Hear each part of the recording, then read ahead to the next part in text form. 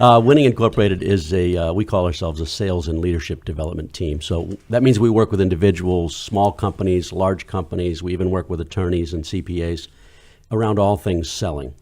So often people come to us because they're concerned because they don't have consistent sales growth.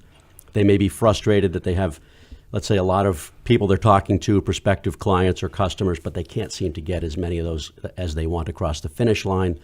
And for larger organizations with a sales team, sometimes those leaders wonder, they wonder if they have the right people on board in those sales roles to get them to the next level. And so we work in all those areas. We help them execute a systematic approach to selling. If a company's struggling, though, do you sometimes feel like the sales leadership isn't correct? So it's not always the people in the field. It could be the leadership that doesn't understand the process and this, the selling tail and all of that. Yes, and to be fair, we believe in a systematic approach to whatever we're doing, and we have a systematic approach to identifying, attracting, and hiring good talent.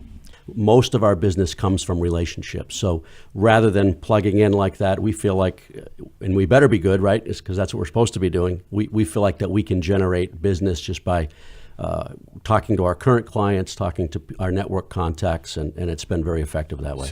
One of the first things that we do is we assess. So we look at strengths, weaknesses. We look at what people are doing currently, and then develop a plan around that. So what we find, and to use the theme of spring cleaning, we find that a lot of people have mental clutter. They're thinking about too much. They're not focused when it comes to building their business.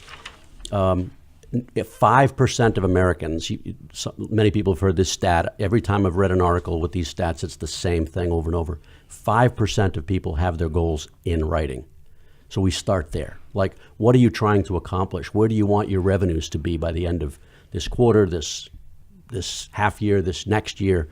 And then from goals, then you can develop a plan, a systematic plan, right? How do I know if cold calling is part of my prospecting mix, or if going to network events is a part of my prospecting mix, or if having one-on-one coffee meetings with good centers of influence, good network contacts is part of my mix? How many times should I do those things?